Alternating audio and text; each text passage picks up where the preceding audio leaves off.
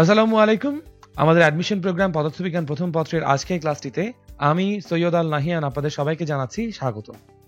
আমরা আমাদের আজকের ক্লাসটিতে অধ্যায় ৩ গতিবিদ্যার প্রথম খণ্ডের আলোচনা নিয়ে আপনাদের সামনে এসেছি এবং আমাদের আজকের ক্লাসটিতে আমরা চেষ্টা করব এই সবথেকে ইম্পর্ট্যান্ট একটি চ্যাপ্টারের মধ্যে যে টপিকগুলোকে আছে সেই টপিকগুলোকে একটু সাবলীলভাবে আপনাদের সামনে উপস্থাপন করতে, কারণ আমরা জানি অনেকেই আপনাদের মধ্যে এই টপিকটার উপর একটু দুর্বলতা অনুভব করেন, which is very natural because আমাদের এই গতিবিদ্যার মধ্যে আসলে এত ভাস্ট বেসিক জিনিসগুলোকে মানে কম্পাইল করে রাখা হয়েছে, যেগুলো আসলে আমাদের জন্য একটু মাঝে মাঝে সময়ে সময়ে একটা ভালো চ্যালেঞ্জ আসলে আমাদের সামনে থ্রো করে, তাই না?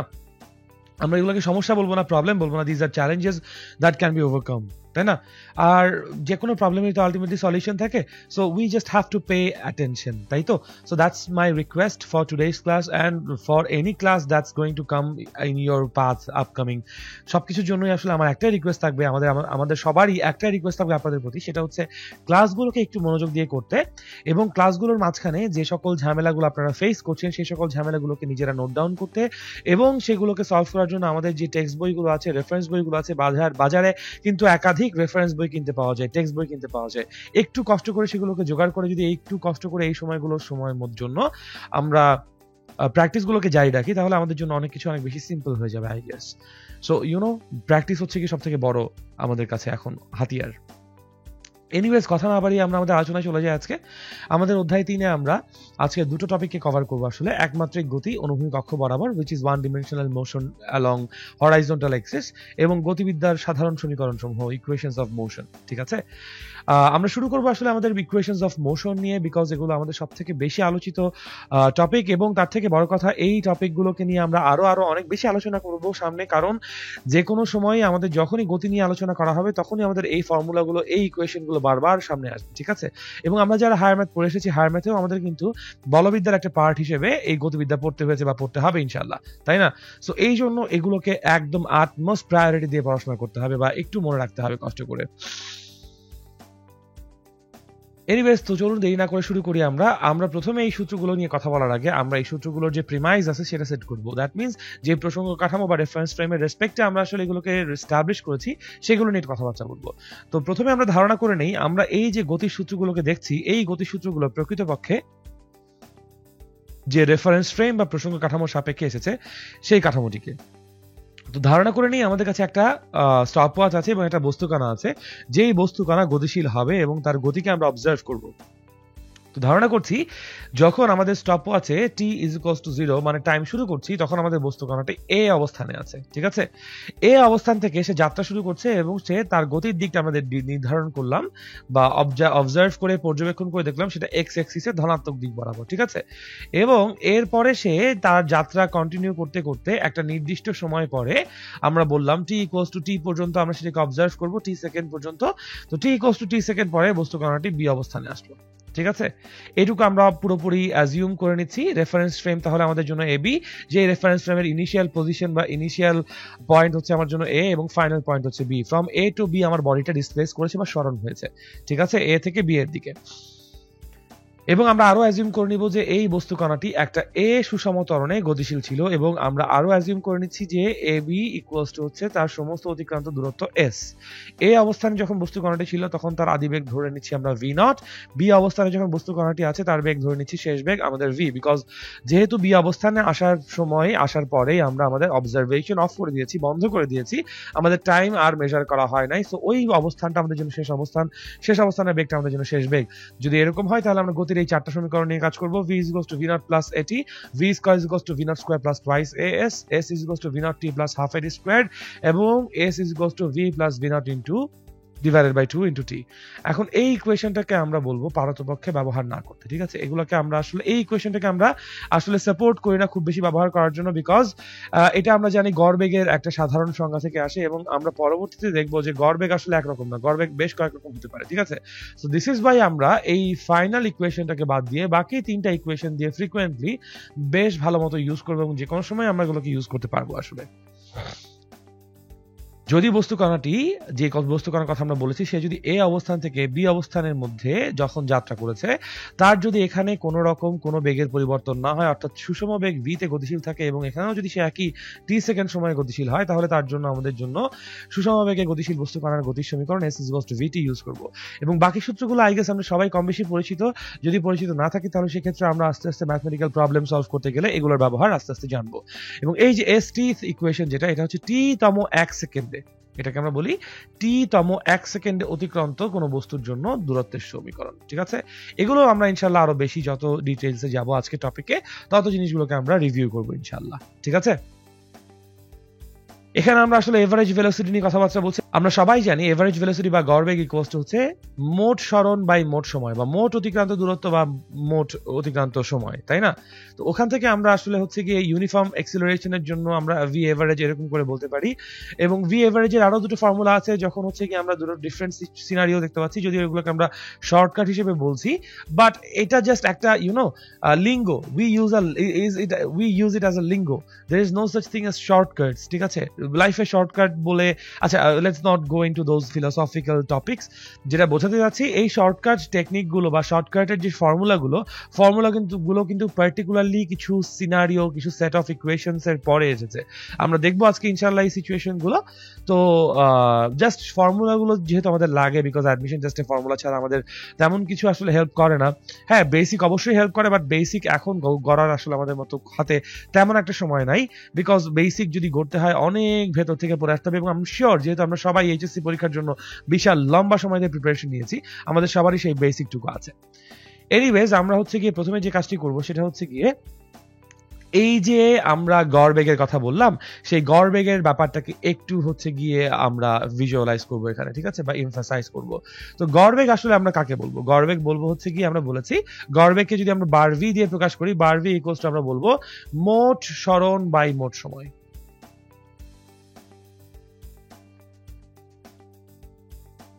তো এই যে মোট সরণ বাই মোট সময়, মোট সরণকে কিন্তু আমরা মোট অতিক্রান্ত দূরত্ব বলতে পারি, তাই না? না, মোট অতিক্রান্ত দূরত্ব বলতে পারি না। যখন আমরা গড়বেগ নিয়ে কথাবার্তা বলবো তখন মোট সময় এবং মোট অতিক্রান্ত দূরত্ব এক নাও হতে পারে। সো মোট সরণ, সো মোট অতিক্রান্ত দূরত্ব যদি বলতে চাই, এক্ষেত্রে আমরা অবশ্যই আমাদেরকে নির্দিষ্ট দিকে বলতে হবে, ঠিক আছে? So this cannot be equals, আমরা এখানে মোট অতিক্রান্ত দূরত্ব লিখবো না, মোট সরণই থাকবে আমাদের এখানে, ঠিক আছে? সো মোট সরণ বাই মোট সময়। যখন আমরা গড় দ্রুতি নিয়ে কথাবার্তা বলবো, গড় দ্রুতি কিন্তু আসলে আমরা এখানে এবার মোট অতিক্রান্ত দূরত্ব নিয়ে আসবো, ঠিক আছে? গড় দ্রুতিকে আমরা এটাকেও ধরেন বার ভি দিয়ে প্রকাশ করলাম, তো বার ভি ইকুয়ালস আমরা বলবো মোট অতিক্রান্ত দূরত্ব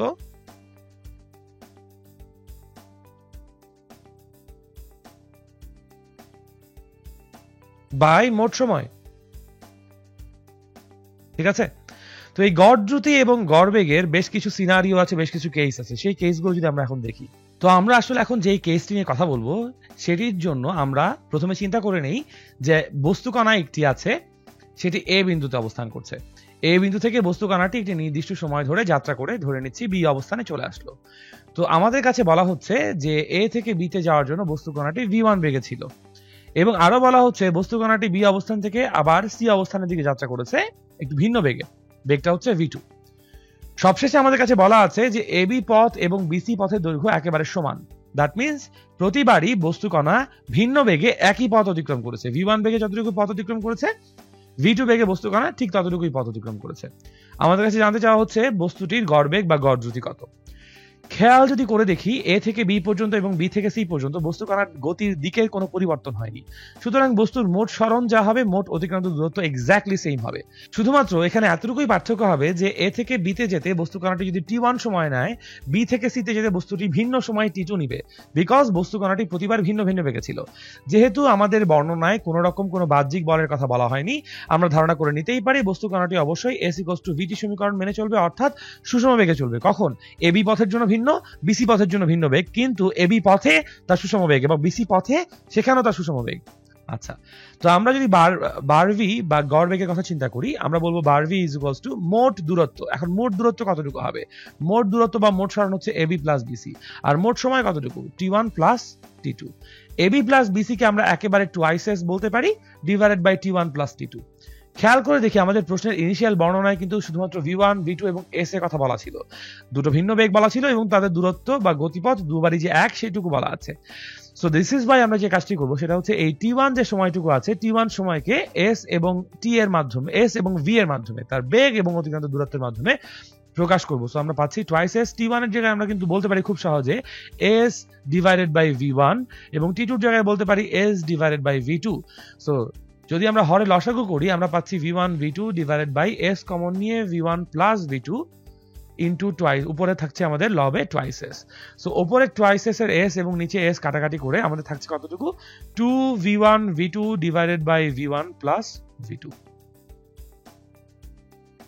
যদি আমরা এখন আমাদের প্রিভিয়াস স্লাইডটাতে একটু ফিরে যাই, প্রিভিয়াস স্লাইডটাতে দেখতে পাচ্ছি আমরা এখানে average velocity v1 plus v2 divided by 2 ছিল তখন যখন আমাদের সেম t আছে কিন্তু ডিফারেন্ট s, বাট আমরা মাত্র দেখলাম যে in case of same s একই দূরত্ব but different t, v average equals to আমরা বলছি 2v1 v2 divided by v1 plus v2। ঠিক আছে, সেটাই আমরা আসলে এখানে প্রমাণ করলাম। আপনাদের সুবিধার জন্য প্রমাণটা করেছি। আই গেস বাকি যে কেসগুলো আছে এগুলো আপনারা নিজেরা একবার দেখলে পারবেন বা বুঝতে পারবেন, আর তাছাড়া আপনারা চাইলে আপনাদের মেইন টেক্সট বইয়ের সাহায্য নিতে পারেন এই ক্ষেত্রে। এনিওয়েজ আমরা এখন যে কাজটি করব সেটি হচ্ছে আমরা এখন গ্রাফ নিয়ে কিছু কথাবার্তা বলবো। And that is because আমাদের গতিবিদ্যায় গ্রাফ খুবই ইম্পর্টেন্ট রোল প্লে করে। In case of most of the MCQs আমরা কিন্তু গ্রাফ দেখেই অনেকগুলো অ্যান্সার বা অনেকগুলো ইকুয়েশনের সলিউশন করে ফেলতে পারি। ঠিক আছে, তো বিফোর টকিং অ্যাবাউট ইট আমাদের গ্রাফ আঁকার জন্য আমরা সবাই জানি y is equals two f of x রিলেশনের একটা ফাংশন আমাদের প্রয়োজন হয়, তাই না? এখন একটা জিনিস যদি আমরা খেয়াল করে দেখি, যদি গতির সংজ্ঞাটা আমরা মনে করে দেখি, গতিশীল বস্তুর সংজ্ঞা মনে করে দেখি, বলা হয়েছিল কোনো একটি বস্তুকণা তার পারিপার্শ্বিকের সাপেক্ষে যদি অবস্থানের পরিবর্তন করে, সময়ের সাপেক্ষে অবস্থানের পরিবর্তন করে, তখন সেই বস্তুকে আমরা গতিশীল বস্তু বলেছি এবং বস্তু সেই অবস্থাকে আমরা গতি বলেছি, তাই তো? তার মানে বস্তু গতিশীল আছে নাকি নাই তার জন্য আমাদের সময়ের পরিবর্তনটা সবসময় নির্দিষ্ট করে পর্যবেক্ষণ করতে হবে, অবজার্ভ করতে হবে। অ্যান্ড দ্যাট ইজ ওয়াই সময়ের পরিবর্তন প্রত্যেকটা কেসে আমাদেরকে নোট করতে হয়। অ্যান্ড এই জন্য আমরা এতটুকু ধরে নিব যে সময়ের পরিবর্তন যেটা ডেল্টা টি আছে সেই ডেল্টা টি আমাদের জন্য এই গ্রাফগুলোতে স্বাধীন চলক হিসেবে বসবে। তার একটা এক্সাম্পল দিচ্ছি আমি। ধরি আমরা হচ্ছে গিয়ে কেউ সকালবেলা মর্নিং ওয়াকে যেতে চাই অথবা সাইকেল নিয়ে বের হতে চাই, সাইক্লিং করতে চাই, খুব ভালো কথা। এখন কতক্ষণ ধরে আমি আসলে মর্নিং ওয়াকে থাকবো, কতক্ষণ ধরে আমি আসলে সাইক্লিং করবো, পুরোটা কিন্তু আমার ইচ্ছের উপর নির্ভর করছে। আমি চাইলে 10 মিনিট ধরে সাইক্লিং করতে পারি, আমি চাইলে 20 মিনিট ধরে সাইক্লিং করতে পারি, অথবা আমি চাইলে আধা ঘন্টা ধরে মর্নিং ওয়াক করতে পারি, হাঁটতে পারি, তাই না? সো কতক্ষণ ধরে আমরা গতিশীল আছি এটা কিন্তু আমার ইচ্ছের মতো আমরা ডিটারমাইন করতে পারি। অন্যদিকে আমরা ধরে নিচ্ছি কোন একটা গতিশীল বস্তুকে আমরা অবজার্ভ করব। সো ওই গতিশীল বস্তুর দিকে আমরা কতক্ষণ ধরে তাকিয়ে থাকবো, কতক্ষণ ধরে তাকে অবজার্ভ করবো সেটাও কিন্তু আমরা পর্যবেক্ষক ঠিক করব। আমি চাইলে 10 মিনিট ধরে অবজার্ভ করতে পারি, আমি চাইলে 1 ঘন্টা ধরে অবজার্ভ করতে পারি, আমি চাইলে 10 ঘন্টা ধরে অবজার্ভ করতে পারি, তাই না? সো এই ডেল্টা টি আমি কতক্ষণ সময় ধরে ডেটা নিচ্ছি, কতক্ষণ সময় ধরে এক্সপেরিমেন্ট চালাচ্ছি বা কতক্ষণ সময় ধরে বস্তুটাকে অবজার্ভ করব সেটা আমার ইচ্ছে মতো। দ্যাটস ওয়াই আমরা ডেল্টা টি কে এখানে স্বাধীন চলক বলবো এবং সেই স্বাধীন চলকের উপর ভিত্তি করে বস্তুর অবস্থানটা আসলে ডিটারমাইন হবে। আপনি চিন্তা করে দেখেন কোন একটা গতিশীল বস্তু কণাকে আপনি যদি 10 মিনিট ধরে অবজার্ভ করেন, বস্তুর অবস্থানের পরিবর্তন আপনি যেরকম দেখবেন, 1 ঘন্টা ধরে বস্তুটিকে অবজার্ভ করলে অবশ্যই আপনি ভিন্ন রকম অবস্থানের পরিবর্তন দেখবেন। এন্ড দ্যাট ইজ ওয়াই আমরা এখানে স্বাধীন চলক টি এবং স্বাধীন চলকের উপর ডিপেন্ড করে বস্তুর অবস্থানের পরিবর্তনকে ডিটারমাইন করব। এন্ড দ্যাট ইজ ওয়াই আমরা বলবো অবস্থানের পরিবর্তন বা বস্তুর অবস্থান has to be a function of time, position has to be a function of time. তার মানে অবস্থানকে আমরা সময়ের একটি অপেক্ষক রূপে প্রকাশ করছি। অবস্থান হচ্ছে কার অপেক্ষক? সময়ের অপেক্ষক। ঠিক আছে, এখন যদি গ্রাফ আঁকতে যাই আমরা জানি গ্রাফে আমাদের এক্স অ্যাক্সিস লাগবে, স্বাধীন অক্ষ লাগবে, অধীন অক্ষ লাগবে। বুঝতেই পারছি আমরা এখানে স্বাধীন অক্ষে কাদেরকে নিব? স্বাধীন অক্ষে আমরা এখানে সময়কে নিচ্ছি। সো এক্স অ্যাক্সিস বরাবর ধরলাম আমরা টাইমকে রিপ্রেজেন্ট করছি ইন সেকেন্ডস ইউনিট এবং ওয়াই অ্যাক্সিস বরাবর আমরা ধরে নিচ্ছি বস্তুর যে অবস্থান বা অবস্থানের পরিবর্তন সেটা রিপ্রেজেন্টেড হচ্ছে with metre unit, x metre unit. এবং এই অ্যারোগুলো দিয়ে আমরা বোঝাতে যাচ্ছি যে এক্স অক্ষের ডান দিক বা টি টাইম ডান দিকে পজিটিভ, এক্স ওয়াই উপরের দিকে পজিটিভ। এবং খেয়াল করে দেখেন টি এর কোনো নেগেটিভ সাইড আমরা রাখি নাই। আমাদের এই গ্রাফের কোনো সেকেন্ড বা থার্ড কোয়াড্রেন্ট থাকবে না, বিকজ আমরা জানি সময়কে আসলে আমরা ঋণাত্মক ভাবে কখনোই উপস্থাপন করতে পারবো না। এনিওয়েজ এখন এই গ্রাফের অক্ষ ব্যবস্থা বা প্রসঙ্গ কাঠামো সেট করার পর যদি আমরা দেখি যে গ্রাফটাকে আঁকার পর দেখতে পাচ্ছি এক্স অক্ষের সমান্তরাল সরলরেখা হচ্ছে, তখন আমরা সেই বস্তুটিকে বলবো স্থির বস্তু। কেন স্থির বস্তু বলবো? কারণ আমরা দেখতে পাচ্ছি প্রসঙ্গ কাঠামোর মূল বিন্দু সাপেক্ষে বস্তু কণাতে বা আমাদের এই ডেটা শিটে বা এই গ্রাফে কি হচ্ছে, সময় কিন্তু পরিবর্তিত হচ্ছে, কিন্তু বস্তুর অবস্থান কিন্তু অপরিবর্তিতই থেকে যাচ্ছে, তাই না? বস্তুর অবস্থান আমাদের মূল বিন্দু থেকে যেই দূরত্ব ছিল 0 সেকেন্ডে, একদম শেষেও সেই অবস্থানই আছে। সো বস্তু সময় সাপেক্ষে পারিপার্শ্বের সাথে অবস্থানের পরিবর্তন করেনি, স্থির বস্তু। কিন্তু যদি আমরা বস্তু কণাটিকে দেখি যে অবস্থান পরিবর্তন করেছে, তখন আমরা গ্রাফটিকে একটু ডিফারেন্ট শেপে দেখব। ধরলাম যদি গ্রাফটিকে আমরা এরকম সরল রেখা বরাবর দেখি, তাহলে সেই সরল রেখা এক্স অক্ষে ধনাত্মক দিকের সাথে থিটা কোণ উৎপন্ন করেছে। এক্স অক্ষে ধনাত্মক দিকের উপর যদি আমরা লম্ব ড্র করি, তাহলে হচ্ছে গিয়ে আমরা বেসিক্যালি এইটুকু ক্ষেত্রে তার অবস্থানের পরিবর্তন ডেল্টা এক্স পাবো, তাই না? এবং এই যে আমাদের ভূমিটুকু আছে, সেই ভূমিটুকু ডেল্টা টি নির্দেশ করছে। সো এখান থেকে যদি আমরা এখন সমকোণী ত্রিভুজের জন্য ট্যান থিটা বের করতে চাই, ট্যান থিটা ইকুয়াল টু আমরা বলবো delta X divided by delta T, যেটাকে আমরা বলবো বেগ। সময়ের সাপেক্ষে বস্তুর অবস্থানের পরিবর্তনের হারকেই আমরা জানি বেগ বলে। সুতরাং এই যে গ্রাফটা এঁকেছি, গ্রাফটাকে আমরা কি বলবো? এক্স ভার্সেস টি গ্রাফ, তাই না? এক্স ভার্সেস টি গ্রাফকে যদি আমরা বাংলায় বলতে চাই, বাংলায় তার নাম হচ্ছে অবস্থান বনাম সময় লেখচিত্র। অবস্থান বনাম সময় লেখচিত্র। তো এই অবস্থান বনাম সময় লেখচিত্রের যে ঢাল আছে, ঢাল থেকে আমরা কিসের মান পাচ্ছি? ঢাল থেকে আমরা বেগের মান পাচ্ছি, ঠিক আছে? এবং এই যে বেগ, এই বেগটা কিন্তু সমবেগ। কেন সমবেগ? কারণ এই সমস্ত সরলরেখায় প্রতিটা বিন্দুতে বেগের মান সমান, কারণ ঢাল সবসময় একই থাকছে, কনস্ট্যান্ট থাকছে। সো সমবেগে গতিশীল বস্তু কণা। যদি এখন আমরা এখানে অসমবেগে গতিশীল বস্তু কণার কথা চিন্তা করতে যাই, তাহলে আমাদেরকে কি করতে হবে? তখন আমরা যে গ্রাফটি দেখব, সেই গ্রাফটি কিন্তু আর এরকম থাকবে না, তখন গ্রাফটি একটা কার্ভড গ্রাফ হবে। সো এই কার্ভ গ্রাফ দেখে আমরা বলবো এটি হচ্ছে অসমবেগে গতিশীল বস্তু কণা। আশা করি বুঝতে পারছি, কারণ একটি গ্রাফের প্রতিটি বিন্দুতে আমরা জানি বেগের মান ভিন্ন ভিন্ন হবে, কারণ ঢাল ভিন্ন ভিন্ন হবে। প্রতিটি বিন্দুতে যদি বেগের পরিবর্তন হয়, ঢালও পরিবর্তিত হচ্ছে বেসিক্যালি। দ্যাট ইজ ওয়াই এটাকে আমরা বলছি অসমবেগের গ্রাফ। তো এই ছিল আমাদের অবস্থান বনাম সময় লেখচিত্র। এবার আমরা যেটা দেখব সেটা হচ্ছে বেগ বনাম সময় লেখচিত্র, ঠিক আছে? অর্থাৎ now velocity has to be a function of time, অর্থাৎ বেগকে এবার আমরা বলছি সময়ের অপেক্ষক। বেগ হচ্ছে এবার আমাদের জন্য সময়ের অপেক্ষক। খুব ভালো কথা। যদি আমরা এবার বেগকে সময়ের অপেক্ষক রূপে এক্সপ্রেস করতে চাই, তাহলে আমরা বুঝতেই পারছি আমরা এবার এক্স অ্যাক্সিস বরাবর কাকে নিব?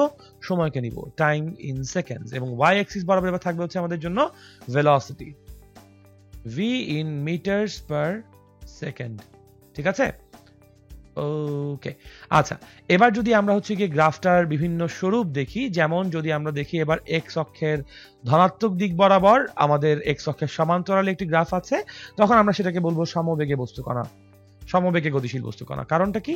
কারণ সময় পরিবর্তিত হচ্ছে গ্রাফ দেখে বুঝতে পারছি, কিন্তু বস্তুর বেগের মান পরিবর্তিত হচ্ছে না। যদি আমরা এবার দেখি যে একটি সরলরেখা আছে নির্দিষ্ট ঢালের, ঠিক আছে? সো বা যার ঢাল হচ্ছে আমাদের এখানে 0 নয়,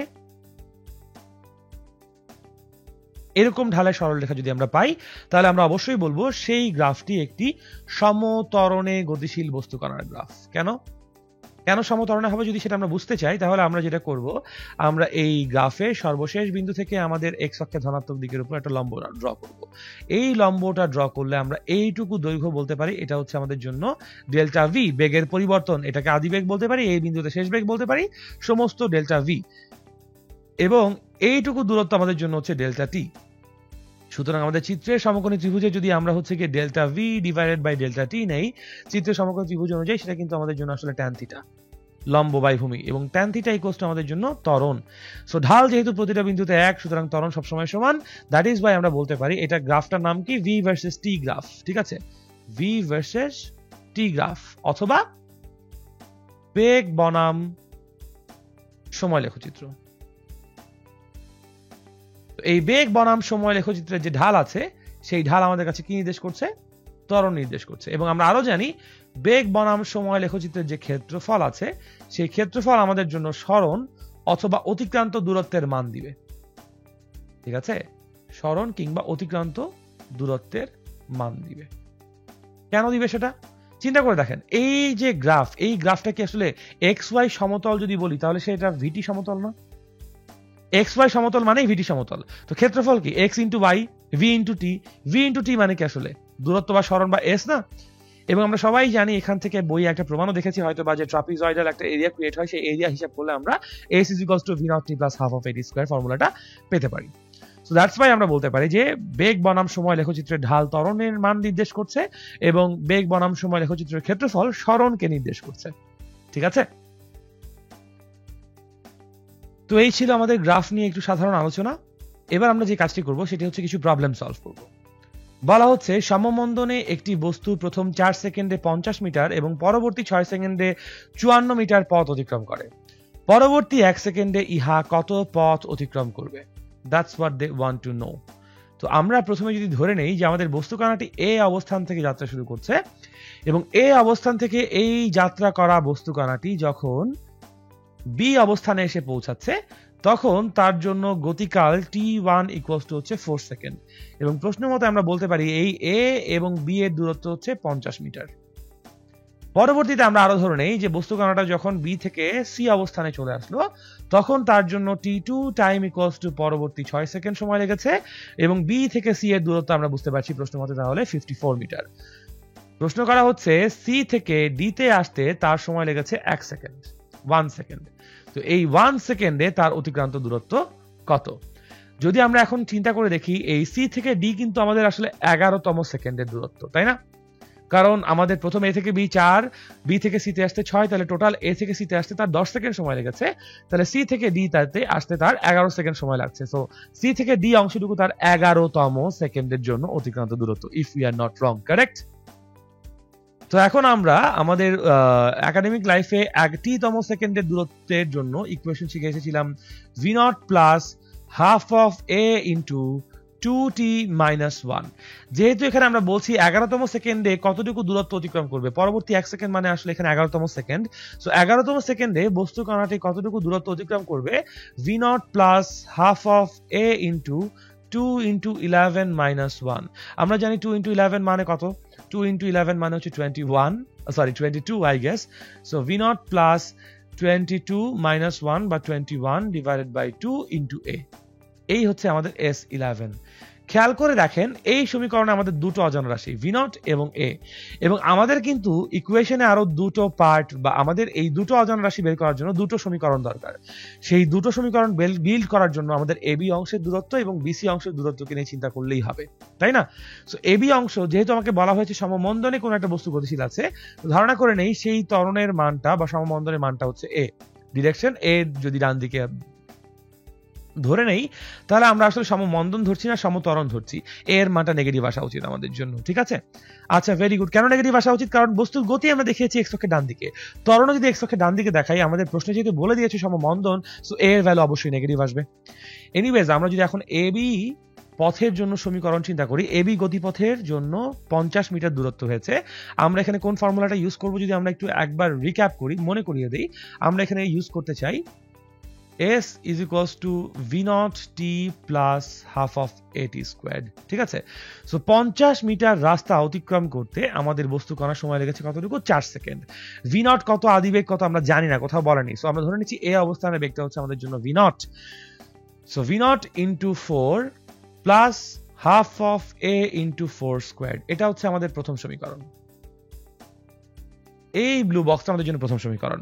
দ্বিতীয় ক্ষেত্রে যদি আমরা চিন্তা করি বস্তু কণাটি এ থেকে সি দূরত্ব অতিক্রম করেছে, তাহলে তার টোটাল অতিক্রান্ত দূরত্ব হচ্ছে 50 প্লাস 54। কেন শুধু বিসি নিলাম না? কারণ বিসি নিলে বি বিন্দুর বেগটাকে নিয়ে কাজ করতে হবে, একটা স্টেপ বাড়বে, উই ডোন্ট ওয়ান্ট দ্যাট, ঠিক আছে? আমরা একবারে ভি নটের মান বের করতে চাই। সো দ্যাট ইজ বাই এসির জন্য যদি চিন্তা করি 50 plus 54 is equals to V naught into আমাদের টাইম লেগেছে কত, t1 plus t2, 4 plus 6 plus half of A, সমস্ত রাস্তা ধরে আমরা ধরে নিচ্ছি একই ত্বরণ, 6 প্লাস 4 হোল স্কোয়ার্ড, ঠিক আছে? আমরা দেখতে পাচ্ছি আমাদের এখানে দুটো সমীকরণ আছে এবং এই দুটো সমীকরণকে সলিউশন করলে আমরা খেয়াল করে হয়তো দেখতে পাচ্ছি এই দুটো সমীকরণের জন্য আমাদের কাছে ভি নট এবং এ ছাড়া আর কোনো অজানা রাশি আসলে আমাদের এখানে নাই। সো যদি আমরা এই সমীকরণগুলোকে সলিউশন করি, ভি নট এবং এ এর মান আই গেস বের হয়ে যাবে। যেহেতু আমাদের কাছে এখন দুটো অজানা রাশি এবং দুটো সমীকরণ আছে, আমরা ক্যালকুলেটরে ইকুয়েশন মোডে গিয়ে টু আননোনস এর জন্য সলিউশন করে ভি নট এর মান এখান থেকে বের করতে পারবো 13.9 মিটার পার সেকেন্ড এবং ত্বরণের মান আমরা বের করতে পারবো এখান থেকে -0.7 মিটার পার সেকেন্ড স্কোয়ার। ঠিক আছে, তো এখন যদি আমরা সেই দুটো মান এখানে ইনপুট দিয়ে দেই 13.9 প্লাস 21 ডিভাইডেড বাই 2 ইন্টু -0.7, তাহলে আমরা S11 এর ভ্যালু পেয়ে যাব। আমাদের জন্য তখন তাহলে মান আসছে 6.55 মিটার। তাহলে এটাই আমাদের জন্য অ্যান্সার। S11 পরবর্তী 1 সেকেন্ডে বস্তু কণাটি 6.55 মিটার দূরত্ব অতিক্রম করবে। আশা করি বুঝতে পেরেছি আমরা এই পর্যন্ত। তাহলে পরবর্তী প্রবলেমে চলে যাই। বলা হচ্ছে একটি বস্তু স্থির অবস্থান থেকে যাত্রা শুরু করে প্রথম সেকেন্ডে 1 মিটার দূরত্ব অতিক্রম করে। পরবর্তী 1 মিটার দূরত্ব অতিক্রম করতে বস্তুটির কত সময় লাগবে? তো যেহেতু একটি বস্তু স্থির অবস্থান থেকে যাত্রা শুরু করেছে এবং প্রথম সেকেন্ডে 1 মিটার দূরত্ব অতিক্রম করেছে, আমরা নির্দ্বিধায় বলতে পারি বস্তু কণাটির অবশ্যই কোনো ত্বরণ ছিল। সো ধরে নিচ্ছি এই এ বিন্দু বা এ অবস্থান থেকে বস্তু কণাটি v0 = 0 মানে স্থির অবস্থান থেকে যাত্রা শুরু করেছে এবং তার প্রথম সেকেন্ডে সে 1 মিটার দূরত্ব অতিক্রম করেছে। দ্যাট মিন্স এ থেকে বি তে আসতে যদি বস্তু কণাটির 1 সেকেন্ড সময় লাগে, t1 = আমরা 1 সেকেন্ড চিন্তা করি, তাহলে এ বি এর রাস্তা হচ্ছে 1 মিটার, এ বি এর দৈর্ঘ্য 1 মিটার। পরবর্তী 1 মিটার দূরত্ব অতিক্রম করতে ধারণা করে নিচ্ছি আমরা তাহলে বি থেকে সি তে যখন বস্তু কণাটি আসবে, বি থেকে সি তে আসার জন্য তার দূরত্ব হচ্ছে 1 মিটার। প্রশ্ন করা হয়েছে এই বি থেকে সি তে যেতে যে সময় t2 সেটি কতটুকু। ঠিক আছে, খুব ভালো কথা। তাহলে আমরা বুঝতে পারছি যে এই রাস্তায় অবশ্যই একটা সুষম ত্বরণ এ কাজ করেছে। আমরা সেই ত্বরণের মানটি যদি আগে আমরা চিন্তা করে রাখি, আমরা বলতে পারবো ত্বরণের মান বের করার জন্য সমীকরণ ইউজ করব S = v0t plus half of at²। তাই তো? তো প্রশ্ন মতে S হচ্ছে 1, v0 যেহেতু 0 তাহলে এই টার্মটা পুরোপুরি 0, তাহলে হাফ অফ এ কতটুকু আমরা জানি না, t² মানে হচ্ছে আমাদের জন্য 1²। তাই তো? তাহলে এখান থেকে আমরা বুঝতেই পারছি যে এর ভ্যালু আসছে আমাদের জন্য 2 মিটার পার সেকেন্ড স্কোয়ার। তাই না? সো S আসছে আমাদের এখানে ত্বরণ আসছে 2 মিটার পার সেকেন্ড স্কোয়ার। আমাকে বলা হয়েছে পরবর্তী 1 মিটার দূরত্ব অতিক্রম করতে বস্তুটি কত সময় নেবে। তাহলে পরবর্তী 1 মিটারকে যদি আমরা অ্যাড করে টোটাল এসি পথের কথা চিন্তা করি, ইন দিস পার্টিকুলার কেস আমরা শুধুমাত্র এবি পথ চিন্তা করেছিলাম। ঠিক আছে, এখন যদি পুরোপুরি এসি পথের কথা চিন্তা করি, সম্পূর্ণ পথের দূরত্ব আমাদের 1 + 1 = 2। আমরা জানতে চাচ্ছি এখন তার মোট সময় কতটুকু লাগবে। যেহেতু স্থির অবস্থান থেকে যাত্রা শুরু করেছে, v0 আমাদের জন্য 0ই থাকবে, v0 × t প্রাইম বললাম এটাকে আমরা, সম্পূর্ণ সময় টি প্রাইম তাহলে কত, টি প্রাইম ইকুয়ালস টু হচ্ছে আমাদের জন্য t1 + t2। ঠিক আছে, আচ্ছা, প্লাস আমাদের জন্য half of a into T prime whole square. তাহলে 2 = 0 plus half into 2 into T prime whole square. তাই না? এখান থেকে আমরা T prime whole square equals to বলতে পারি 2, বিকজ এইটুকু তো আমাদের জন্য 1 হয়ে যাচ্ছে। এখান থেকে আমরা বলতে পারি টি প্রাইম ইকুয়ালস টু হচ্ছে √2। সময় তো ঋণাত্মক হতে পারে না, সো দ্যাটস ওয়াই আমরা বলবো টি প্রাইমের ভ্যালু আমাদের জন্য আসছে 1.43 সেকেন্ডস অ্যাপ্রক্সিমেটলি। তাই না? সো আমরা কি বলতে পারি যে t2 আমাদের কাছে জানতে চাওয়া হয়েছে, t2 কত? তাহলে t2 ইকুয়ালস টু কত আসলে, t প্রাইম মাইনাস t1, অর্থাৎ 1.43 মাইনাস 1 সেকেন্ড ইকুয়ালস টু আমাদের জন্য 0.43 সেকেন্ড। তাই তো? সুতরাং আমরা বলতে পারি পরবর্তী 1 মিটার অতিক্রম করতে দূরত্ব বস্তু কণাটির 0.43 সেকেন্ড সময় লেগেছে। তো আশা করি প্রবলেমটি বুঝতে পেরেছি আমরা। পরবর্তী প্রবলেমে চলে যাই। বলা হচ্ছে 50 কেজি ভরের একজন ব্যক্তি সহ 1950 কেজি ভরের একটি গাড়ি স্থির অবস্থা থেকে প্রথম 10 সেকেন্ডে সমত্বরণে চলল। অতঃপর 10 মিনিট সমবেগে চালানোর পর ব্রেক চেপে 1 সেকেন্ডের মধ্যে গাড়ি থামালো। যাত্রা শুরুর 4 সেকেন্ড পরে গাড়ির বেগ 8 মিটার পার সেকেন্ড হলে গাড়ি কর্তৃক মোট দূরত্ব এবং গাড়ি থামাতে প্রযুক্ত বলের মান নির্ণয় করো। আচ্ছা, বেশ বিশাল একটা বর্ণনা। আমরা প্রথমে যেটা করব, বর্ণনাটা অনুযায়ী আমাদের ফিগারটা বা আমাদের এখানে যে প্রসঙ্গ কাঠামোটি আছে তার সাথে সাথে উপাদানগুলোর ইন্টারঅ্যাকশন গুলোকে একটু ড্র করে বোঝার চেষ্টা করব। তো প্রশ্ন মতে যদি আমাদের গাড়িটি এ অবস্থান থেকে যাত্রা শুরু করে, তাহলে এ থেকে ধরে নিচ্ছি বি অবস্থান পর্যন্ত আসতে আমাদের এই গাড়িটির t1 = 10 সেকেন্ড সময় লেগেছে। ঠিক আছে, সো এই 10 সেকেন্ড সময়ের মধ্যে গাড়িটি স্থির অবস্থা v0 = 0 থেকে শুরু করে বি অবস্থানে যখন এসেছে, সে একটা শেষ বেগ প্রাপ্ত অবশ্যই হয়েছে এবং পুরো রাস্তায় তার উপর সুষম ত্বরণ এ কাজ করেছে।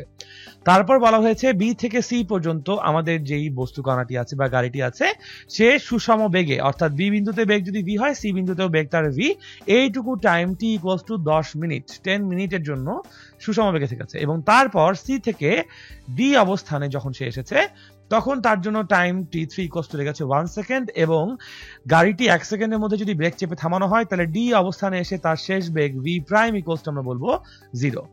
ঠিক আছে, গাড়িটি যখন যাত্রা শুরু করেছিল v নট ইকুয়ালস টু 0, এবং গাড়িটি যখন যাত্রা শেষ করেছে 1 সেকেন্ড পরে, মানে সমস্ত ঘটনা শেষে 1 সেকেন্ডের মধ্যে গাড়িটি ব্রেক চেপে যদি থেমে গিয়েছে তখনও v প্রাইম ইকুয়ালস টু আমাদের জন্য 0। আচ্ছা, তো আমাদেরকে যে ইনফরমেশন দিয়েছে যাত্রা শুরু 4 সেকেন্ড পরে গাড়ির বেগ হচ্ছে 8 মিটার পার সেকেন্ড, তাহলে 4 সেকেন্ড পরে ধরে নিচ্ছি সেই অবস্থানটা আমাদের জন্য ই অবস্থান।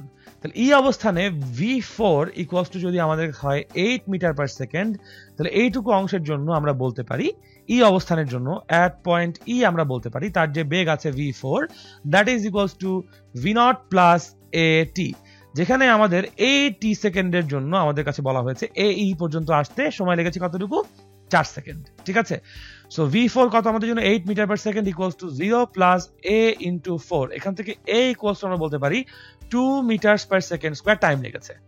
তো এখন তাহলে আমরা বি পয়েন্টের যে ভেলোসিটি আছে vb বের করতে পারবো। vb কিভাবে বের করতে পারবো আমরা, যেহেতু এখন আমরা ত্বরণ জানি তাহলে আমরা বলবো vb is equals two v0 plus a into t1, কারণ vb তে b বিন্দুতে আসতে তার t1 বা 10 সেকেন্ড সময় লেগেছে।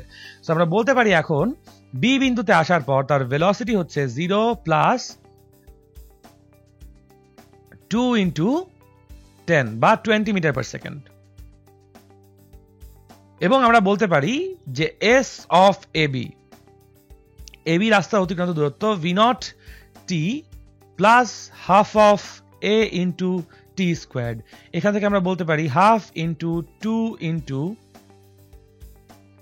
সময় লেগেছে টোটাল আমাদের এখানে 10 স্কোয়ার্ড। তো এখান থেকে ক্যালকুলেশন করে আমরা বুঝতে পারছি যে এস ab এর দূরত্ব হচ্ছে 500 মিটার। সো এবার যদি আমরা চিন্তা করি যে এই vb বিন্দুতে যেই বেগ ছিল সেই বেগেই কিন্তু bc পথ অতিক্রম করেছে, সুতরাং এস bc ইকুয়ালস টু আমরা বলতে পারি vb ইনটু হচ্ছে গিয়ে t2। এখন vb কত, vb হচ্ছে 20, t2 কত, t2 হচ্ছে গিয়ে আমাদের জন্য 10 ইনটু 60 সেকেন্ডস, তাই না? তাহলে vbc বা sbc এর দূরত্ব আমরা বলবো 12,000 মিটার। ACD এর মান বের করার জন্য আমরা প্রথমে যে কাজটি করব সেটি হচ্ছে আগে ACD অংশে ত্বরণের মান বের করব। তো আমরা বলতে পারি ত্বরণ A ইকুয়ালস টু হচ্ছে আমাদের জন্য শেষ বেগ v prime minus vc divided by হচ্ছে কি আমাদের টাইম হচ্ছে 1 সেকেন্ড, এবং আমাদের এখানে 0 মাইনাস 20 ডিভাইডেড বাই 1 সেকেন্ড, অর্থাৎ a হচ্ছে minus 20 metre per second square, তাই না? তো যদি a আমাদের minus 20 metre per second square হয়ে থাকে তাহলে আমরা এখান থেকে SCD ইকুয়ালস টু বলতে পারি v স্কোয়ার মাইনাস বা v prime square minus vc whole square divided by আমাদের জন্য 2 অফ a ইন্টু, এটাকে আমরা a প্রাইম বলি, এইখানে যে ত্বরণ কাজ করেছে সেটাকে আমরা a প্রাইম বলি। ওকে, 2 ইন্টু a প্রাইম, তাই তো, equals to v prime square মানে 0 মাইনাস vc স্কোয়ার মানে হচ্ছে 400 ডিভাইডেড বাই 2 ইন্টু বেসিক্যালি আমাদের জন্য a prime, so 2 into minus 20, এখান থেকে আমরা SCD এর ভ্যালু পাচ্ছি আই গেস কত মিটার, 10 মিটার।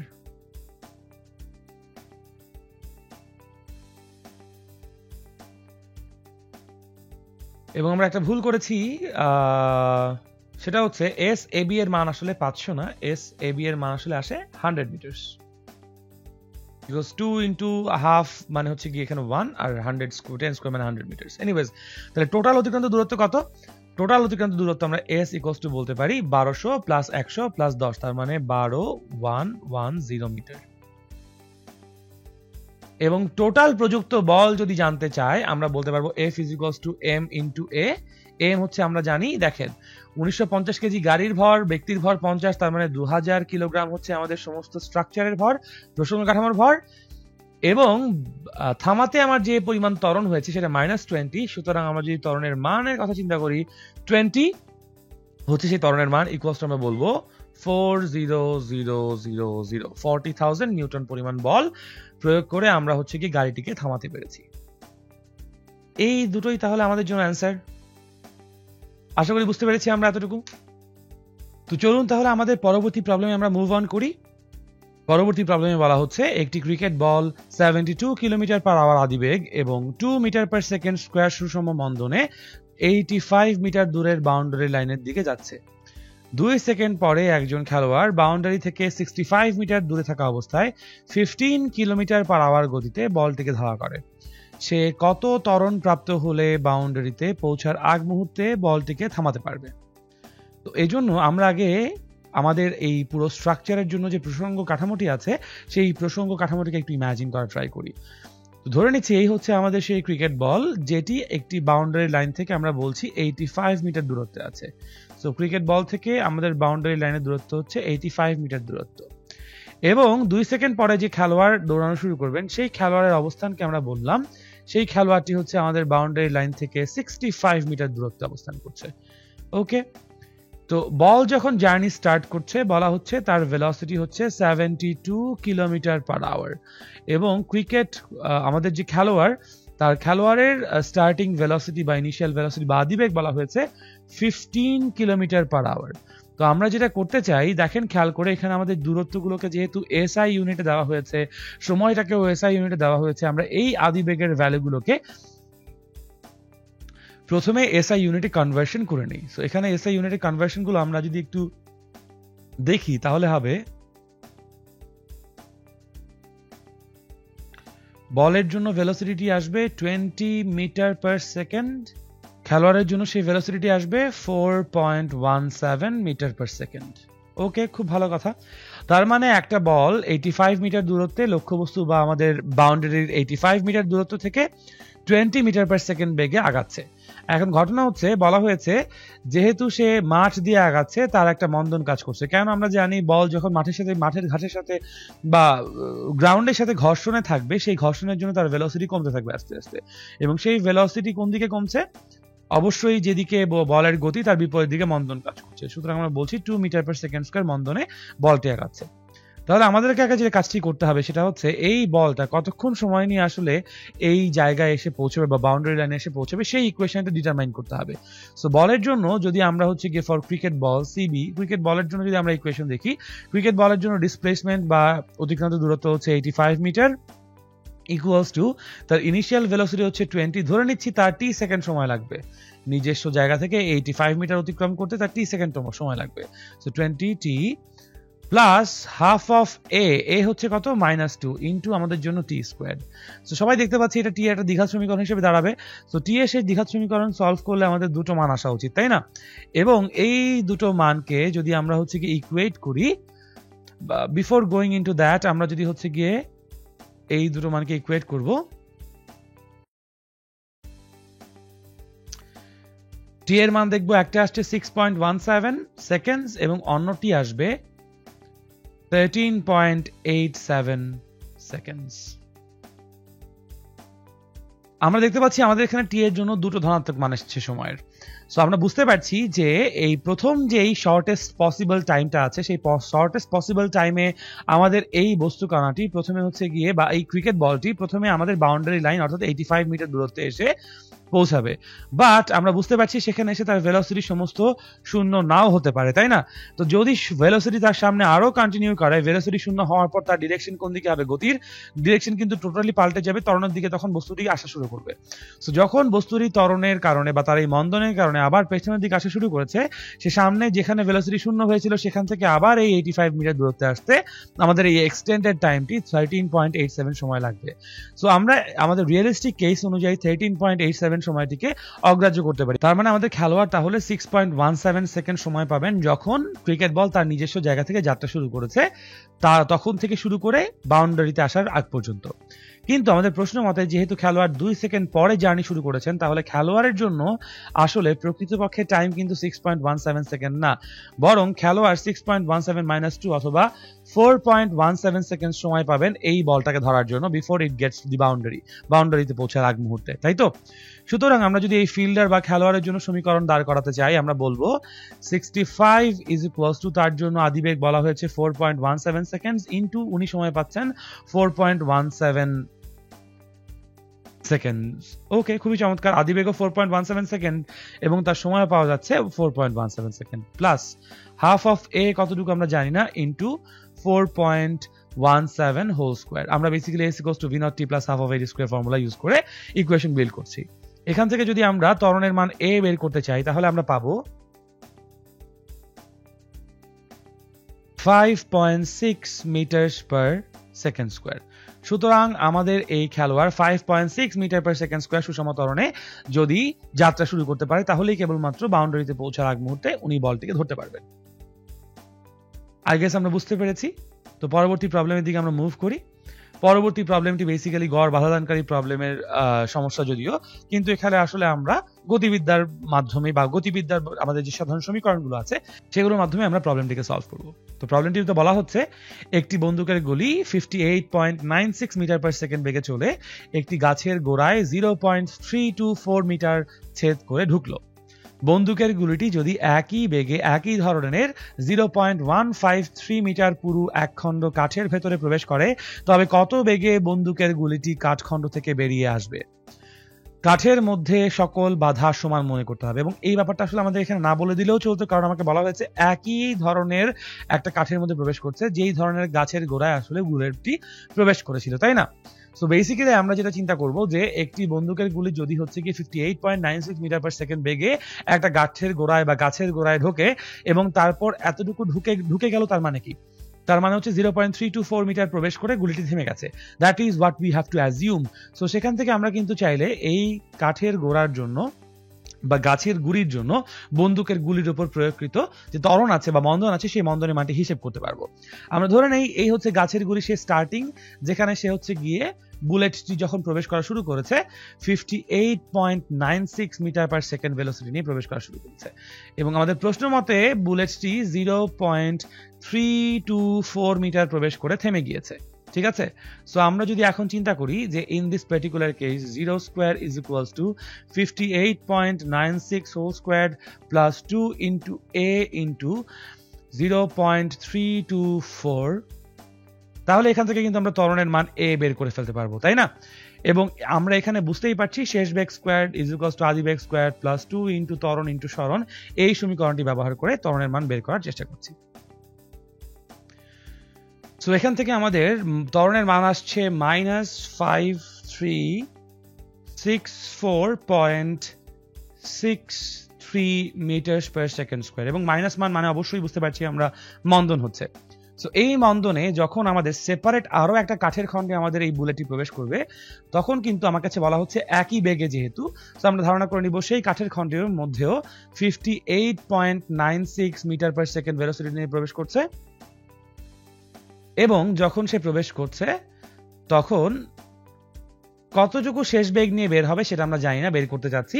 আমরা এখানে ডিস্টেন্স জানি, ডিস্টেন্স বলে দেওয়া হয়েছে 0.153 মিটার, এবং আমরা আগের ইকুয়েশন থেকে বুঝতে পারছি মন্দন কাজ করছে -5364.63 মিটার পার সেকেন্ড স্কয়ার। তাহলে এখান থেকে আমরা বলতে পারি শেষ বেগ স্কয়ার ইকুয়ালস টু আদি বেগ square, that is 58.96 whole square plus 2 into -5364.63 into distance হচ্ছে 0.153 মিটার। খুব ভালো কথা, ক্যালকুলেশন করে দেখি আমরা তাহলে কত মান আসে আমাদের জন্য।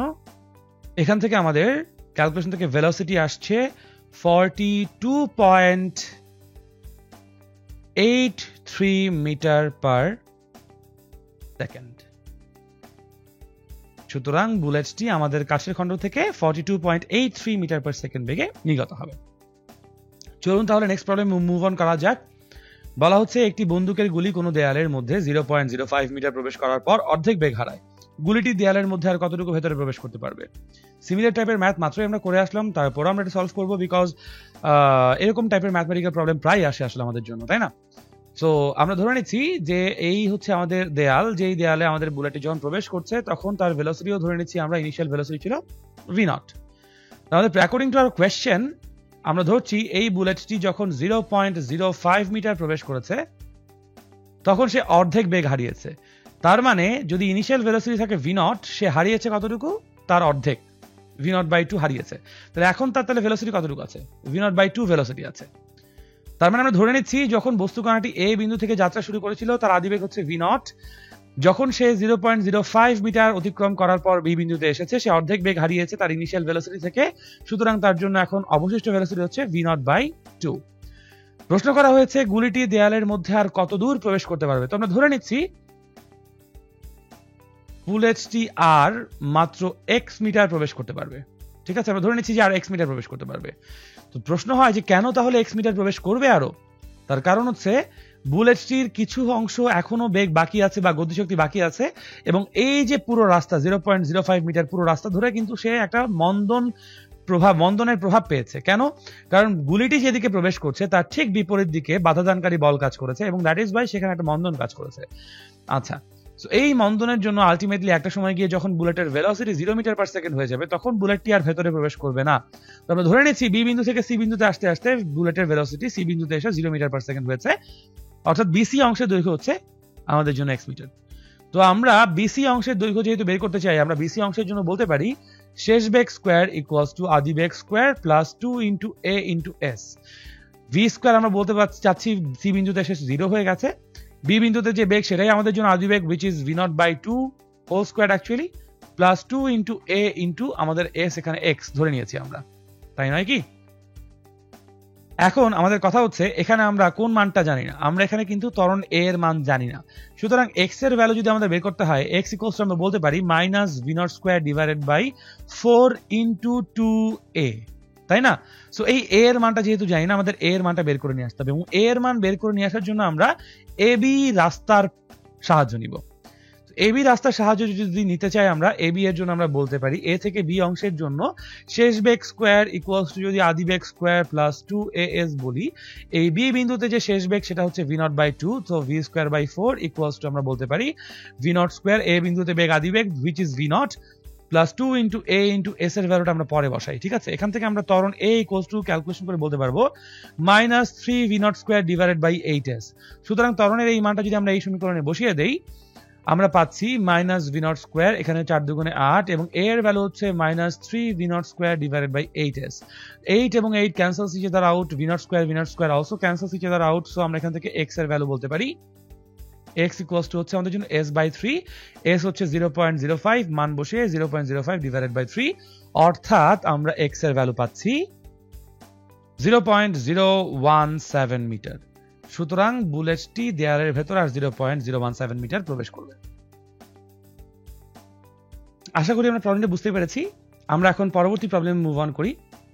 বলা হচ্ছে গতিশীল একটি বস্তু কণা প্রথম 3 সেকেন্ডে 150 মিটার এবং পরবর্তী 7 সেকেন্ডে 200 মিটার পথ অতিক্রম করেছে। পরবর্তী 2 সেকেন্ডে বস্তু কণাটি আর কতটুকু পথ অতিক্রম করবে? তো অঙ্কটা সলভ করার জন্য আমরা ধরে নিচ্ছি প্রথমে যে বস্তু কণাটি এ বিন্দু থেকে যখন যাত্রা শুরু করেছে, এ থেকে বি তে এসে পৌঁছাতে তার টোটাল 150 মিটার দূরত্ব অতিক্রম করতে হয়েছে এবং সময় লেগেছে t1 = 3 সেকেন্ডস। এরপরে আমরা বলছি যে বি থেকে যখন বস্তু কণাটি সি বিন্দুতে এসেছে তখন তার 200 মিটার পথ অতিক্রম করতে হয়েছে এবং বিসিতে যাত্রার জন্য তার t2 = 7 সেকেন্ড সময় লেগেছে। এখন সি থেকে বস্তু কণাটি যখন ডি বিন্দুতে আসছে, আমাদের প্রশ্ন মতে এইটুকু সময় লেগেছে 2 সেকেন্ডস এবং এই 2 সেকেন্ডসে বস্তু কণাটি কতটুকু দূরত্ব অতিক্রম করেছে সেই এস আমাদের জানা প্রয়োজন, তাই তো? তো আমরা চিন্তা করতে পারি যে টোটাল এ থেকে ডি পর্যন্ত বস্তু কণাটি যখন জার্নি করেছে তখন এ বিন্দুতে তার ভেলোসিটি ধরলাম আমরা ভি নট। সুতরাং এ থেকে ডি এর জন্য আমরা ইকুয়েশন বলতে পারি সমস্ত এস প্রাইম ইকুয়ালস টু হচ্ছে V naught into t prime plus half of a into t prime whole square, যেখানে t prime হচ্ছে a থেকে d তে সমস্ত রাস্তা অতিক্রম করতে প্রয়োজনীয় সময়। ঠিক আছে, এখন আমরা ইজিলি এখান থেকে বলতে পারি যে t prime এর ভ্যালু ইকুয়ালস টু আসলে প্রকৃতপক্ষে 7 + 3 + 2 = 12। আমাদের হচ্ছে কি এখানে 12 সেকেন্ডসের টোটাল জার্নি। এখন এই 12 সেকেন্ডসের জার্নির জন্য এস প্রাইম ভ্যালু বের করার জন্য আমরা বলতে পারি আমরা ভি নট এর মান জানি না এখনো, এবং আমরা এখান থেকে এ এর ভ্যালু এখন পর্যন্ত জানি না। সো এ এবং ভি নট এর ভ্যালু বের করার জন্য প্রথমে আমরা যদি এ বি থেকে ইকুয়েশন সেট করে নিয়ে আসি যে এ থেকে বি পর্যন্ত দূরত্ব হচ্ছে 150, এই 150 মিটার অতিক্রম করতে তার V naught into 3 plus half of A into 3 square time লেগেছে, যেখানে আমরা ধরে নিচ্ছি এ সুষম ত্বরণে পুরো বস্তুটা এ থেকে ডি পর্যন্ত এসেছে এবং এ থেকে সি এর জন্য বস্তু কণাটি টোটাল 150 প্লাস 220 পথ অতিক্রম করেছে এবং এই জন্য V naught into say 10 second দূরত্ব অতিক্রম করেছে plus half into 10 whole square সময় অতিক্রম করেছে।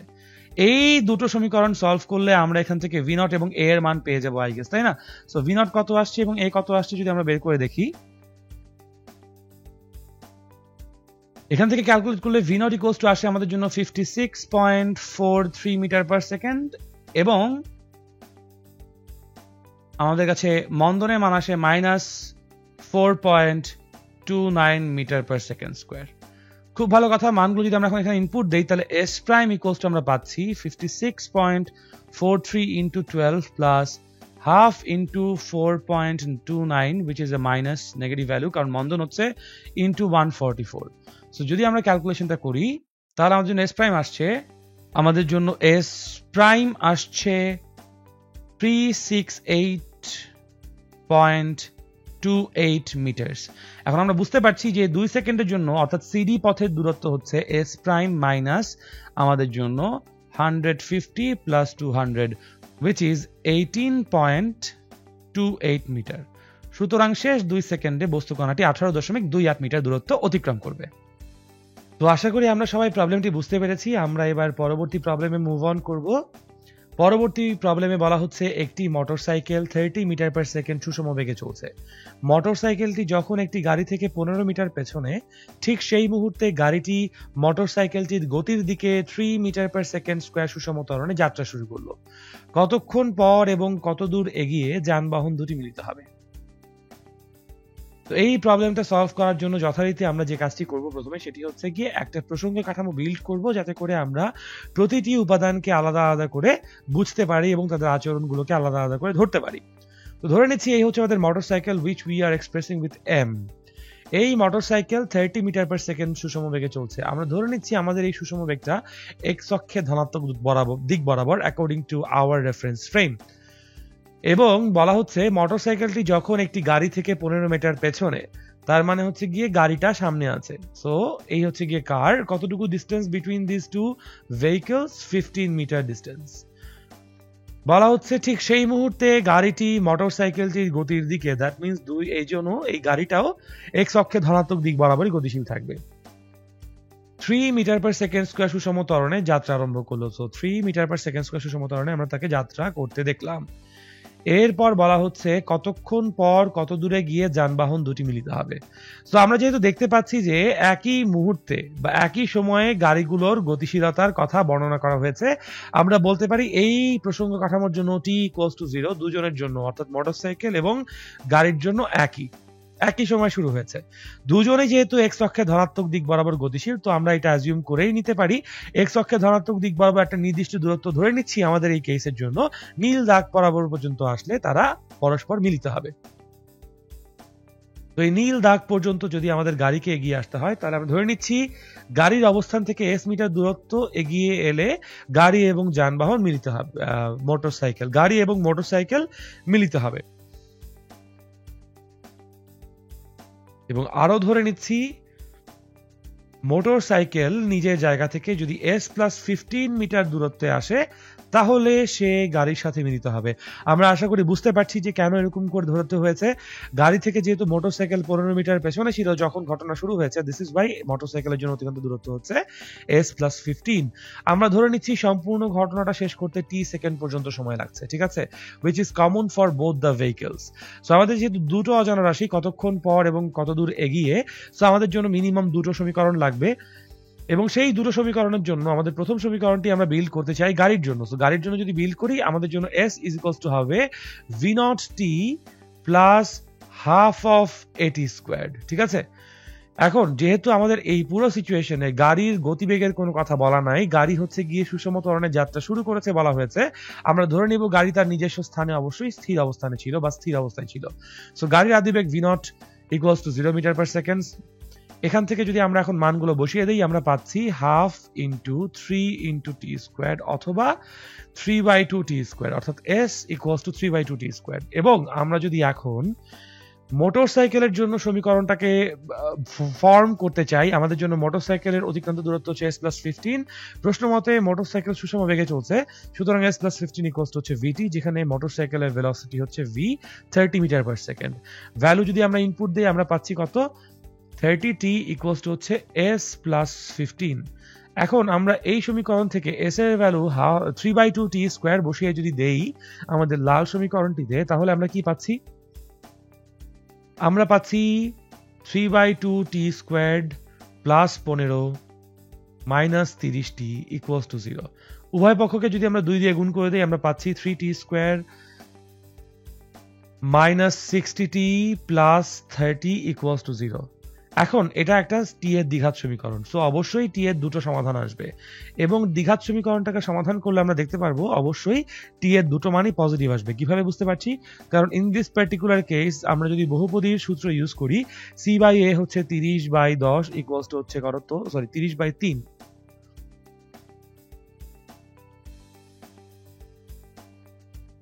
c/a হচ্ছে 30/3 ইকুয়ালস টু 10। c/a যেহেতু পজিটিভ আমরা বলতে পারি হয় দুটো মূলই ধনাত্মক অথবা দুটো মূলই ঋণাত্মক। এখন যদি আমরা এখান থেকে টি এর মূল হিসেব করি, আমরা টি এর জন্য দুটো ভ্যালু পাবো আই গেস। দেখা যাক কি কি পাই আমরা টি এর প্রথম মান পাচ্ছি 19.49 সেকেন্ডস এবং দ্বিতীয় মান পাচ্ছি 0.51 সেকেন্ডস। সো টি এর দুটো ধনাত্মক মান আসছে, আমরা আসলে কোনটা গ্রহণ করব? প্রশ্নের উত্তর হচ্ছে আমরা দুটোই গ্রহণ করব। কারণ খেয়াল করে দেখি, যেহেতু গাড়িটি সামনে অবস্থান করছে তার ত্বরণ আছে কিন্তু সে স্থির অবস্থান থেকে ত্বরণ নিয়ে যাত্রা শুরু করছে, whereas আমাদের মোটরসাইকেলটা শুরুতেই বিশাল একটা ভেলোসিটি আছে। আমরা এটা অ্যাজিউম করে নিতেই পারি বা বুঝতেই পারি কমন সেন্স দিয়ে, মোটরসাইকেল প্রথমে খুব স্বল্প সময়ের মধ্যে গাড়িকে আবার একবার ওভারটেক করে চলে যাবে সামনে। সো সেটা হচ্ছে আমাদের গাড়ি এবং মোটরসাইকেল মিলিত হওয়ার প্রথম অবস্থান বা প্রথম পয়েন্ট। পরবর্তীতে মোটরসাইকেলের থেকে কিন্তু কোনো রকম কোনো ত্বরণ আমরা পাচ্ছি না, গাড়ি whereas আবার 3 মিটার পার সেকেন্ড স্কয়ার ত্বরণে আছে। সো দ্যাটস ওয়াই আমরা এটা অবশ্যই হাইপোথেসাইজ করতে পারি গাড়ি আস্তে আস্তে তার ভেলোসিটি বাড়িয়ে একসময় মোটরসাইকেলকে আবার ক্যাচ করবে, সো তখন পুনরায় যানবাহন দুটি মিলিত হবে। আমাদের কোয়েশ্চেনে কিন্তু এমন কোনো শর্ত আরোপ করা নাই যে কোনো একটা সমীকরণকে আমরা বাদ দিতে পারি বা যে কোনো একটা মূলকে আমরা বাদ দিতে পারি। সো দিস ইজ ওয়াই আমাদের জন্য দুটো পসিবল অ্যান্সার হবে। শর্টেস্ট পসিবল টাইমে আমরা বলে দিব, শর্টেস্ট পসিবল টাইমে হচ্ছে গিয়ে আমাদের মোটরসাইকেল পেছন থেকে এসে প্রথমে গাড়িকে ওভারটেক করেছে এবং তার থেকে বড় যে ওয়াইডার টাইমটা আছে সেই ওয়াইডার টাইমে আমাদের গাড়ি আবার পেছন থেকে তার ত্বরণের জন্য মোটরসাইকেলকে ওভারটেক করে চলে এসেছে। এন্ড দ্যাট ইজ ওয়াই আমরা এখানে সরণের মানও বা অতিক্রান্ত দূরত্বের মানও দুটো পাবো। প্রথম অতিক্রান্ত দূরত্ব যদি আমরা পাই, আমরা যদি s এর ভ্যালু বসিয়ে দিই তাহলে s equals to 3/2 into 0.51 whole square. এখান থেকে আমাদের মান আসছে 0.4 মিটার অতিক্রম করার পর, অর্থাৎ গাড়ি তার নিজস্ব জায়গা থেকে 0.4 মিটার দূরত্ব অতিক্রম করার পরপরই মোটরসাইকেল গাড়িটাকে ওভারটেক করবে। এখানে মোটরসাইকেল ওভারটেক করছে গাড়িকে, ঠিক আছে? এরপরে গাড়ি ওভারটেক করবে মোটরসাইকেলকে কখন? 3/2 into 19.49 whole square.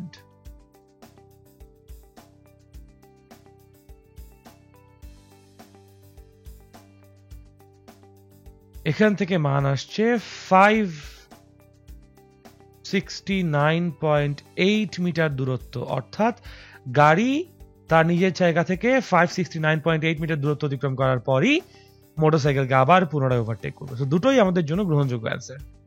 I hope বুঝতে পেরেছি আমরা। পরবর্তী প্রবলেমে যদি আমরা চলে যাই, বলা হচ্ছে একজন লোক তার সম্মুখে দণ্ডায়মান একটি বাসকে ধরবার জন্য 4 মিটার পার সেকেন্ড গতিতে দৌড়াতে শুরু করেন। তিনি যখন বাসের পেছনে দরজা হতে 6 মিটার দূরে ছিলেন, ঠিক সেই মুহূর্তে বাসটি 1.2 মিটার পার সেকেন্ড স্কয়ার সমত্বরণে সামনের দিকে চলা শুরু করলো। দৌড় শুরু করার মুহূর্তে লোকটি যদি বাসের পেছনের দরজা হতে 10 মিটার দূরে থাকেন তাহলে তিনি বাসটিকে ধরতে পারবেন কি? সো আমরা এখানে কি চিন্তা করছি, বেসিক্যালি যদি আমরা একটু বোঝার চেষ্টা করি, খেয়াল করে দেখবেন লোকটি যখন বাসের দরজা থেকে 6 মিটার দূরে ছিলেন সেই মুহূর্তে বাসের গতি শুরু হয়েছে, তার আগ পর্যন্ত নয়। সো লোকটি যদিও বাসের পেছনের দরজা থেকে 10 মিটার দূরে থাকা অবস্থায় দৌড় শুরু করেছেন, আমাদের জন্য কিন্তু প্রবলেমের সূচনা আমরা আরো একটু পর থেকে করব, ঠিক আছে? সো আমরা যদি প্রসঙ্গ কাঠামোটা আঁকি তাহলে বুঝতে পারবো। বলা হচ্ছে একজন ভদ্রলোক দৌড়াচ্ছেন। সো জেন্টলম্যান, আমরা জি দিয়ে এক্সপ্রেস করলাম তাকে।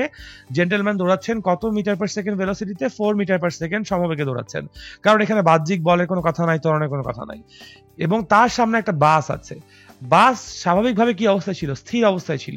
কিন্তু স্থির অবস্থার এই বাস 1.2 মিটার পার সেকেন্ড স্কয়ার সমত্বরণে যাত্রা শুরু করেছে। কখন?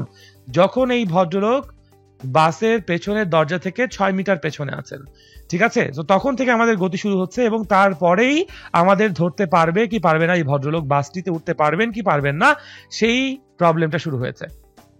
তো আমরা যদি এখন দেখি যে দুজনে যেহেতু এক্স অক্ষের দিকে বা এক্স অক্ষের ধনাত্মক দিকে গতিশীল, তো আমরা ধারণা করে নেই সেই এক্স অক্ষের ধনাত্মক দিকে নির্দিষ্ট দূরত্ব অতিক্রম করার পরই লোকটি বাস ধরতে পারবেন, ধরে নিচ্ছি যদি ধরতে পারেন।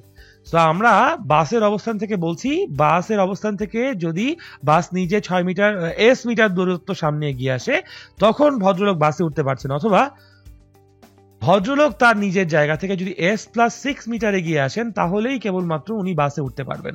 আমাদের জন্য t=0 অর্থাৎ একই সময়ে দৌড় শুরু হয়েছে বা একই সময়ে গতি শুরু হয়েছে দুজন উপাদানের জন্য, সেটা কখন? যখন ভদ্রলোক বাসের থেকে 6 মিটার দূরত্বে ছিলেন, সেটাই বলা হয়েছে আমাদের এখানে। এনিওয়েজ, এবার যদি আমরা ইকুয়েশন বিল্ড করি, বাসের জন্য ইকুয়েশন হবে s=half of at² এবং ভদ্রলোকের জন্য ইকুয়েশন হবে s+6 হচ্ছে আমাদের জন্য vt। মানগুলো যদি আমরা বসিয়ে দেই তাহলে আমরা s পাচ্ছি, আমাকে ত্বরণ বলা হচ্ছে 1.2, তাহলে s আমরা বলতে পারবো half into 1.2 into t² এবং s+6 vt, তাহলে s এর মান আমরা আগে বসিয়ে দেই half into 1.2 into t² plus 6 vt, এখানে v বলা হয়েছে 4 into t। আমরা যদি সাইড ট্রান্সফার করি এবং 2 দিয়ে গুণ করে দেই তাহলে 1.2 t² minus 8t plus 12 0। বুঝতে পারছি? এখন লোকটি বাস ধরতে পারবেন কি পারবেন না, যেহেতু এটা টি এর একটা দ্বিঘাত সমীকরণ, আমরা বলতে পারি এই টি কে যদি আমরা দ্বিঘাত সমীকরণের স্বাভাবিক রূপ ax² plus bx plus c = 0 সাথে তুলনা করি, তাহলে x এর সমাধান হবে -b plus minus √b² minus 4ac divided by twice a। আমরা জানি এখান থেকে ডিটারমিনেন্ট যেটা আছে b² minus 4ac যদি গ্রেটার দেন 0 হয় তখনই কেবলমাত্র বাস্তব মূল আসবে, অর্থাৎ লোকটি বাসে উঠতে পারবেন। সো আমরা যদি এখন এখানে b² minus 4ac কথা চিন্তা করে থাকি তাহলে আমরা কি দেখব? আমরা দেখব 8² minus 4 into 1.2 into 12, ঠিক আছে? এখন আমরা দেখি এটার মান কত আসে আসলে 64 মাইনাস আমরা জানি 4 12 হচ্ছে 48 into 1.2, তাহলে ক্যালকুলেশন করে দেখি কত আসে।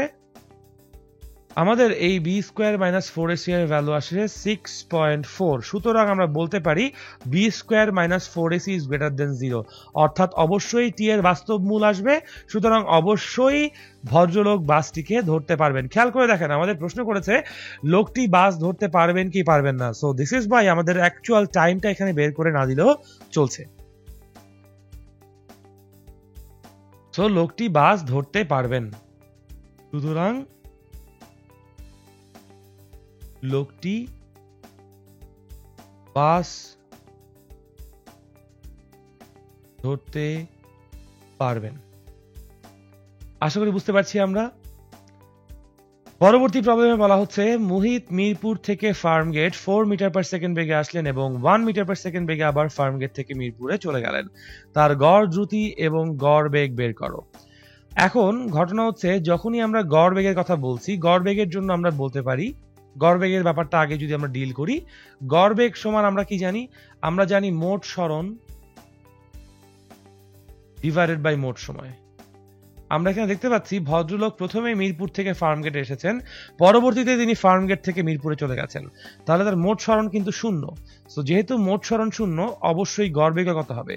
গড় বেগ = 0, বিকজ মোট সরণ 0। তিনি যেই জায়গা থেকে যাত্রা শুরু করেছেন সেই জায়গাতেই ফিরে এসেছেন, মোট সরণ 0, দিস ইজ বাই। আর যদি আমরা গড় সরণ নিয়ে না কথা বলি, অতিক্রান্ত দূরত্ব নিয়ে কথা বলি, তখন আমরা গড় দ্রুতি বের করতে পারবো, বিকজ আমরা জানি সবাই গড় দ্রুতি হচ্ছে মোট দূরত্ব ডিভাইডেড বাই মোট সময়। এখন যদি আমরা এটাকে চিন্তা করি যে বস্তু কণাটা বা ভদ্রলোক মোহিত আর কি যিনি আছেন, উনি এ বিন্দু থেকে যাত্রা শুরু করে বি অবস্থানে এসেছেন এবং বি থেকে এসে আবার তিনি কোথায় চলে এসেছেন? বি থেকে আবার এ বিন্দুতে চলে এসেছেন। যখন তিনি এ থেকে বি এর দিকে গিয়েছেন তার বেগ ছিল 4 মিটার পার সেকেন্ড, যখন তিনি বি থেকে এতে এসেছেন তখন তার বেগ ছিল 1 মিটার পার সেকেন্ড। আমরা তাহলে এরকম ক্ষেত্রে বলতে পারি তার যে অতিক্রান্ত দূরত্ব, মোট দূরত্ব কত? Twice S. ধরে নিচ্ছি এ বি এর দূরত্ব হচ্ছে আমাদের জন্য টুয়াইস এস, মানে এ বি এর দূরত্ব হচ্ছে এস। সো উনি গিয়েছেন এস, এসেছেন এস, তো মোট দূরত্ব হচ্ছে টুয়াইস এস। আমরা আরো ধরে নিচ্ছি যখন তিনি এ থেকে বিতে গিয়েছেন তখন তার অতিক্রান্ত দূরত্বের জন্য সময় লেগেছে t1 এবং যখন তিনি b থেকে a তে এসেছেন সময় লেগেছে t2। সুতরাং মোট সময় t1 প্লাস t2। আমরা এখন এখানে যেহেতু t1 এবং t2 জানি না, আমরা যেটা করতে পারি t1 এবং t2 কে s এবং v এর মাধ্যমে প্রকাশ করতে পারি। কিভাবে? আমরা জানি যেহেতু সমবেগে গতিক্রান্ত বস্তুর জন্য দ্রুতির সমীকরণ s ইকুয়ালস টু আমরা বলতে পারি d ইনটু t, তাই না? যেখানে d হচ্ছে দ্রুতি, s হচ্ছে অতিক্রান্ত দূরত্ব এবং t হচ্ছে অতিবাহিত সময়। সুতরাং আমরা t1 ইকুয়ালস টু বলতে পারি কতটুকু বলেন তো ভাইয়া? t1 ইকুয়ালস টু বলতে পারি s ডিভাইডেড বাই d1 প্লাস s ডিভাইডেড বাই d2 হচ্ছে t এর মান। আমরা যদি এখন লসাগু করি, লসাগু করে গুণ করলেই বুঝতে পারবো যে আমাদের জন্য ইকুয়েশন হচ্ছে 2d1 d2 divided by d1 plus d2। So এখান থেকে আমরা গড় দ্রুতি বার d ইকুয়ালস টু বলতে পারি 2 into 1 into 4 divided by 4 plus 1 equals to হচ্ছে গিয়ে আমাদের জন্য উপরে 8 আর নিচে হচ্ছে গিয়ে কত 5, 8 divided by 5 or 1.6 metre per second হচ্ছে গিয়ে তার জন্য এখানে গড় দ্রুতি। গড় বেগ 0, গড় দ্রুতি 1.6 মিটার পার সেকেন্ড। অনেক ধন্যবাদ সবাইকে এতক্ষণ ধরে আমাদের সাথে ক্লাসটি করার জন্য। আশা করি আপনাদের ক্লাসটি ভালো লেগেছে।